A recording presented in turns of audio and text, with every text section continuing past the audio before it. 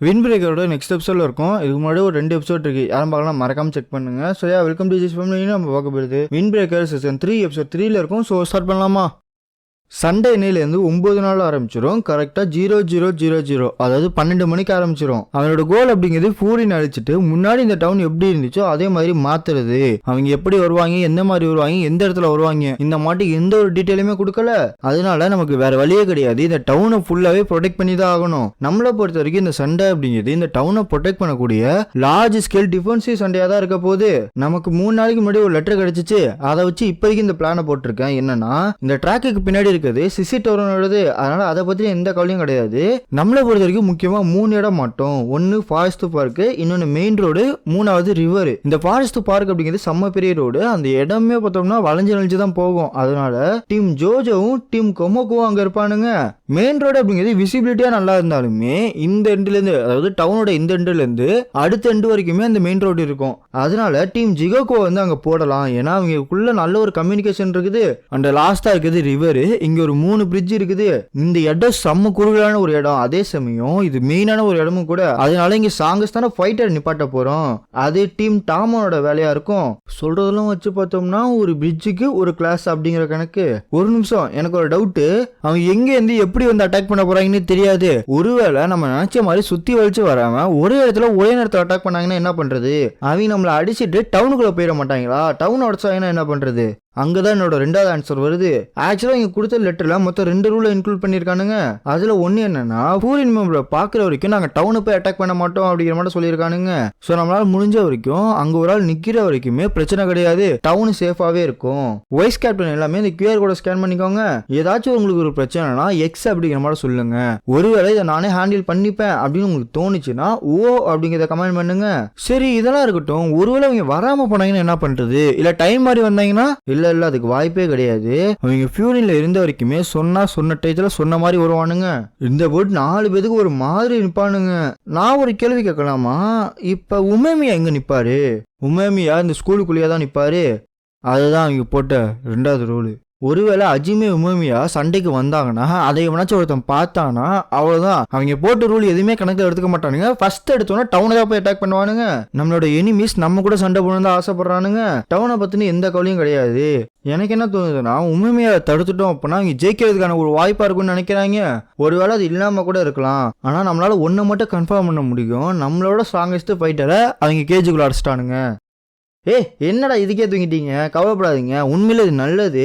நம்மள யாரோ ஒருத்தர் நிக்கிற வரைக்குமே டவுனுங்கிறது சேஃபா இருக்கும். நம்மளோட மெயின் மோட்டிவ் அப்படிங்கிறது டவுனை ப்ரொடெக்ட் பண்றது தான். At the same time enemies ஒன்ன தப்பா புரிஞ்சுக்கிட்டானுங்க. இந்த சண்டையை தள்ளி வைக்கிறதால அவங்க ஜெயிக்க முடியும்னு நினைச்சிட்டு இருக்கானுங்க. ஆனா அப்படி கிடையாது. புஃப்ரின் இருக்கிறதுக்கு காரணம் நான் கிடையாது. புஃப்ரின் இருக்கிறதுக்கான காரணம் நீங்க எல்லாரும் தான். நான் உங்களை நம்பியிருக்கேன். என்ன முடியுமோ அதை காட்டுங்கடா. இதை கேட்டோன்னா அவங்க எல்லாருமே சண்டைக்கு வாங்கடா அப்படிங்கிற மாதிரி ரெடி ஆயிடுவானுங்களா? நம்ம சாக்கரை மட்டும் நோட் பண்ணிடுவோம். மணி இப்ப கரெக்டா 11:51 ஆகும். அவங்க வந்துட்டாங்க பாரு. அவங்க உண்மையிலேயே வந்துட்டாங்க. எத்தனை பேரா வருவீங்க? டக்குனு மெசேஜ் அனுப்பு. பேக்கப் வர வரைக்கும் சமாளிச்சா போதும் அப்படின்னு பார்த்தா எல்லாருமே எக்ஸஸ் சிம்பிளா போட்டு வச்சிருப்பானுங்க. மெயின் ரோட்லயா அங்கேயே அதிகமா நிப்பானுங்க. ஃபாரஸ்ட் பார்க்ல அதுக்கு மேல நிப்பானுங்க. பிரிட்ஜ்ல சொல்லவே வேணாம். என்னடா நடந்துட்டு இருக்குன்னு இவனுக்கு ஒண்ணுமே புரியாது. எல்லா பக்கத்தும் பேக்கப் மெசேஜ் அனுப்ப இவங்களா ஒரு பேர் சிரிச்சுக்கிட்டு வேற இருப்பானுங்க. என்ன பண்றது சாக்குரா? நீதான் சொல்லணும், என்ன பண்றது? டைம் இப்ப 11:57 ஆயிருக்கும். இன்னும் 3 நிமிஷம் தான்டா இருக்கு. இன்னைக்கு என்ன நாள் தெரியுமா? நான் எதனால இந்த நாள் சூஸ் பண்ண தெரியுமா? இன்னைக்கு உன் பர்த்டே காசி, மறந்துட்டியா? இன்னும் 3 நிமிஷத்துல. ஆனஸ்ட்லி அதை பத்தின எந்த கவலையும் எனக்கு கிடையாது. உனக்கு எப்படி கவலை இருக்கும்? ஆனா இருக்காது. இருந்தாலும் இது சாதாரண பர்த்டே பார்ட்டியா இருக்காது. சரித்திர புகழ் வாய்ந்த ஒரு பர்த்டே பார்ட்டியா இருக்க போகுது. ஃபெஸ்டிவலை ஸ்டார்ட் பண்ணுவோமா? திருவிழா ஆரம்பிக்கட்டும். என்னடா இது நாஸ்டாலஜிக்கா இருக்கு? உங்களுக்கு என்ன தோணுது? அப்படிங்கிறப்ப இவங்க 4 பேர் செம்ம சீரியஸா இருப்பானுங்க. ஃபாரஸ்ட் பார்க்ல ஒரு 100-150 பேர் இருப்பானுங்க. மெயின் ரோட்ல பார்த்தோம்னா அதே கதை தான். At the same time bridge கிட்ட வந்தோம்னா 4 ரோடு இருக்குமா, 4 ரோட்லயுமே நிப்பானுங்க. நம்ம பசங்க சின்னோண்டு புள்ளி மாட்ட நிப்பானுங்க. என்ன எவ்வளவுடா இது அப்படிங்கிற மாதிரி எங்களுக்கு ஒண்ணுமே புரியாது. மண்டே பிடிச்சி நிப்பானுங்க. சாரிடா, இதை எனக்கு பழச ஞாபகப்படுத்திருச்சு. முன்னாடி ஃபியூரியில் அந்த மாதிரி சம்பவம்லாம் டெய்லிக்கு நடக்கும். சொல்ல போனால் இதோட ஒஸ்டாவே இருக்கும். யோசிச்சு பாரு, நாங்கள் மொத்தமே 5 பேர் தான். அதை நினச்சி பார்க்குறப்ப என் வயிற்றெல்லாம் கலக்குது. இது எனக்கு முன்னாடி நமக்கு நடந்ததை ஞாபகப்படுத்துது. நம்ம நினச்சி போனதோட நிறைய பேர் போனதெல்லாம் வந்துட்டானுங்க, நம்மளை சுற்றியும் வளச்சிட்டானுங்க. இப்போ தனியாக போயிட்டுமா இவங்களுக்காக ஒரு போய்ட்டு அல்லு கலந்து இருக்கும். ஏய் சாக்குரா, இது காமெடி கிடையாதுடா. ஏய் சுகிரா, நீ ஒன்றும் கவலைப்படாத, அவன் சும்மா சொல்லிட்டு இருக்கான்டா.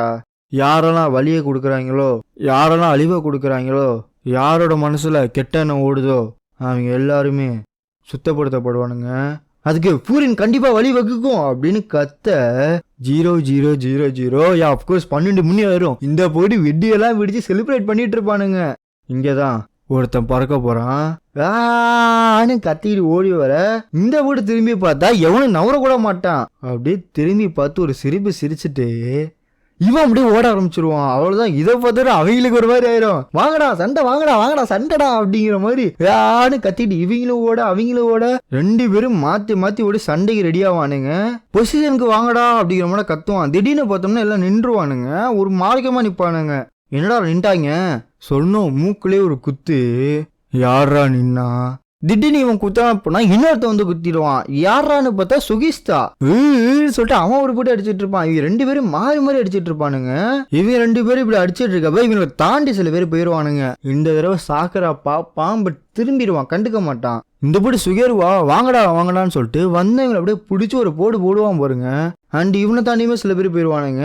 ஸோ அங்கே போய் பார்த்தோம்னா இன்னொருத்தனை பிடிச்சிருவானுங்க. அவனை ஒருத்தன் பிடிச்சிக்கிட்டு அவன் பின்னாடி இன்னொருத்தன் வந்து அடிக்க வருவானா. தம்பி பின்னாடி பார்க்கலையா? ஏண்டா உங்க பின்னாடி பார்க்க மாட்டீங்க? வந்து ஒரே அடி, அவங்க 2 பேர் ஜோலி முடிஞ்சிச்சு. முன்னாடி கவனமா இருங்க. சரி என்னடா அவங்க அளவில் ரொம்ப கம்மியாக இருக்கானுங்க, ஆனால் ஒவ்வொருத்தனும் பின்னாடி போய் நிற்கிறாங்க, ஒவ்வொருத்தனும் மாற்றி மாற்றி அடிக்கிறானுங்க. இந்த இடம் செம்ம நேரவா இருக்குது. இப்படியே இருந்தோம்னா நம்ம தான் தோத்துக்கிட்டே இருப்போம். 10வது வரைக்கும் இந்த பிரிட்ஜு வேற செம்ம குறுகலாக இருக்குது. எத்தனை பேர் வந்தாலுமே சில பேர்த்த தான் அனுப்ப முடியும். இப்படி ஒருத்தன் பேசிட்டு இருக்கப்ப ஒருத்தன் நிராயிட்ட போயிடுவான். நிராய் என்னடா பண்ண போறான்னு பார்த்துட்டு இருந்தா டக்குன்னு உட்காந்துருவான். என்னடா இது எல்லாம் நல்லா போயிட்டு இருக்கு, இதுதான் அழிவோட ஆரம்பமா? நாங்கள் எல்லாரும் உங்களை தான் நம்பி இருக்கோம்.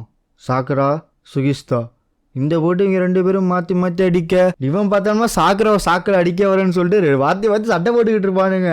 ஏய் உண்மையை சொல்றா, நீ எனக்கு தாடா எய்ம் பண்ண, போடா அங்கிட்டு அப்படின்னு இவனை அடிக்க வருவான்னு பார்த்தா இவனை அடிக்காம இவன் பின்னாடி ஒருத்தன் வந்திருப்பான். அவனை பிடிச்சி அடிச்சிருப்பான். ஆப்போசிட் டீமுக்கா யாரா அவனுக்கு எங்கேருந்துடா வந்தாங்கன்ற மாதிரி இருப்பானுங்க. நீ ஒன்றும் கவலைப்படாதீங்கடா, இவங்கள நான் அடிச்சு துவைக்கிறேன். துவைச்ச துணியை காய போகிற வேலையை நீங்கள் பார்த்துக்கிறீங்களா? அப்படி ஒரு திரும்புவாங்க பாருங்க.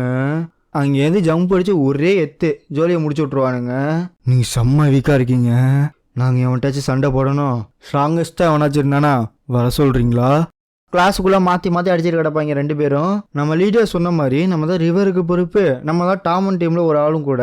பட் அந்த இடம் அப்படிங்கிறது செம்ம குறுகலான ஒரு இடம். அதனால் நான் ஒரு பிளானுக்கு வந்திருக்கேன். இதை மிசுகி சென்பாயிட்டே சொல்லிட்டேன். மிசுகி யாருன்னா அந்த கண்ணாடி போட்டு சொல்லிட்டு இருந்தால அவன் பேர் தான் மிசுகி. உங்களுக்கு தோணலாம் ஏன்டா இதெல்லாம் நான் வந்து பேசிகிட்டு இருக்கேன்னா, ஏன்னா நம்ம சாக்குரா பர்மிஷன் கொடுத்துருக்கா. எனக்கு இதெல்லாம் வராதுப்பா, நீனே பார்த்துக்கோ. இப்போ ஸ்ட்ராட்டஜியா ஆரம்பிப்போமா? இந்த ரூல் படி யாராச்சும் ஒருத்தன் நிற்கிற வரைக்குமே இந்த டவுன் சேஃபாக இருக்கும். விச் மீன்ஸ் நம்ம இங்கே ஜெயிக்க தேவையில்ல, நம்ம தோக்கக்கூடாது. நீங்கள் இனிமேல் தோக்கடிக்க போயில நீங்கள் விழாமல் பார்த்துக்கோங்க. சரிடா நீ சொல்கிறதெல்லாம் ரைட்டு தான், ஆனால் நம்மளோட அதிகமாட்டாங்கன்னு என்ன பண்ணுறது, நம்மளை சுற்று போட்டாங்கன்னு என்ன பண்ணுறது? நீ சொன்ன மட்டும் ஏதாச்சும் ஒஸ்டி கேஸாக ஏதாச்சும் நடந்துச்சுன்னா வச்சுக்கோங்க. இந்த பிரிட்ஜ் அப்படிங்கிறது செம்ம நேரமான ஒரு இடம். அதனால நிறைய பேர் வந்தாலுமே சில பேர்த்த மட்டும் தான் உள்ளார அனுப்ப முடியும். அங்கே தான் ஒருத்தன் பின்னாடி ஒருத்தன்னு சொல்லிட்டு நம்ம நின்று அங்கே ஐசோலேட் பண்ண போகிறோம். நீல நடந்த மாதிரி அங்கே நம்மளை சுற்றி வளைச்சானுங்க. அதுலேருந்து வெளியில் வரதுக்குள்ள நமக்கு போதும்னு ஆயிடுச்சு. அதை தான் நம்ம இங்கேயும் பண்ண போகிறோம். ஆனால் இந்த இடத்துல நமக்கு ஒரு பெரிய அட்வான்டேஜாக இருக்குது, அதுதான் இந்த பிரிட்ஜு. எத்தனை பேர் வந்தாலுமே சில பேர் மட்டும் தான் பிரிட்ஜுக்குள்ளே வர முடியும். ஸோ நம்ம ஜெயிக்கிறதுக்கான வாய்ப்பு இந்த ஃபார்மஸை எவ்வளோ நேரம் வச்சுக்க போகிறோம் அப்படிங்கிறத பொறுத்து தான் இருக்குது. நம்ம ஒருத்தன் முன்னாடி ஒருத்தன்னு சொல்லிட்டு எல்லாமே க்ளோஸாக நிற்கணும். ஒருத்தன் நம்மளை தாண்டி போனால் கூட அவனுக்கு பேக்கப்பாக இருக்கணும். ஏன்னா யாருமே தனியாக 1-on-1 ஃபைட்டுக்கு போகக்கூடாது. இருந்தாலுமே நிறைய பேர் வந்தாங்கன்னா நம்ம ஃபார்மேஷனை உடச்சிருவானுங்க. அதுக்கு நம்மகிட்ட ஒரே ஒரு ஆன்சர் தான், பேக்கப் வர வரைக்கும் வெயிட் பண்ண போகிறோம். அதுக்கு நம்ம 2 வான் கார்டை செட் பண்ண போகிறோம். அந்த 2 பேருமே செம்ம ஸ்ட்ராங்கஸ்டான ஒரு ஃபைட்டரு.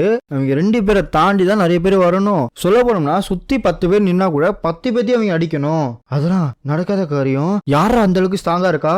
நம்ம கிளாஸோட 2 மேஜரான ஒரு ஏசஸ் இங்கே தான் இருக்காங்க. அவங்க ஸ்ட்ராங்கு தெரியும்டா, ஆனால் எத்தனை பேர்ரா? வரவனை அடிக்கிறது என்ன பெரிய விஷயமா? அப்படியே இவனை பார்த்தா நம்மால் கண்ணை மட்டும் அப்படியே நவுத்துவாரு. உங்க 2 பேரை பொறுத்து மட்டும் தான் இந்த ஃபார்மேஷன் எவ்வளவு நேரம் நீடிக்க போகுதுன்னே தெரியும். அதனால நீங்க 2 பேர்ல ஒருத்தன் தோத்தா கூட பெரிய பிரச்சனையாகும். நான் என்ன சொல்ல வரேன்னா, நீங்க 2 பேரும் சேர்ந்து சண்டை போடணும். ஒருத்தனுக்கு இன்னொருத்தன் ப்ரொடெக்ட் பண்ணணும். அவ்வளவுதான், இங்க 2 பேரும் செம்ம சாக்காயிருவாங்க. எது எது எதுக்குடா நான் அவனை ப்ரொடெக்ட் பண்ணணும்? ஏன்னா இதே தாண்டா எஃபிஷியண்டா இருக்கும், இதுதான் நம்ம பிளானிங்குமே நல்லா இருக்கும். என்ன சொல்ற, 2 பேரும் கை கொடுத்து பார்ட்னர் ஆயிக்கோங்கடா. எது அதெல்லாம் முடியாது. எவன் கை எவனுக்கு கொடுக்குறது? இவன் நான் கை கொடுக்கணுமா? முடியவே முடியாது. என்னால இப்ப என்ன பண்ண முடியும்? அப்படின்னோட கையை நீட்டுவான். அங்க இருக்கு எல்லாத்துக்கும் சாக்காயிரும். ஏன் இவனுக்கே சாக்காயிரும். அப்படின்னு அப்படியே கையை தூக்கிட்டு வர, எது 2 பேரும் கை கொடுக்க போறாங்களா அப்படின்னு பார்த்தா அப்படி ஒரு தட்டு. அப்பா, இப்பதான் நமக்கும் அந்த கிளாஸுக்கு பெருமூச்சே வரும். எப்பயும் போல 2 பேரும் மாத்தி மாத்தி அடிச்சு பாருங்க. ஏதாச்சும் ஒரு ஸ்ட்ராங்கஸ்டான ஒரு எனிமி வந்தானா அவங்க 2 பேருமே நீங்க ஃபோக்கஸ் பண்ணுங்க, அதுதான் ரொம்ப முக்கியம். அண்ட் அப்படிதான் இவன் இங்க படுத்து கிடப்பான். வாங்கடா வாங்கடான்னு சொல்லிட்டு இவங்க 2 பேரும் ஓடிட்டு இருக்கப்ப ஹிராகி ஒரு போடு இங்க வெளுத்து வாங்கிட்டு இருப்பான். சுபாகி ஒரு போடு அடிச்சுக்கிட்டே கிடப்பா. மிசுகியா அவ ஒரு போடு அடிச்சிட்டு இருப்பா. இவன் பேரு மொமசேயுமே அடிச்சிட்டு இருப்பான். நல்லா இருக்குல்ல?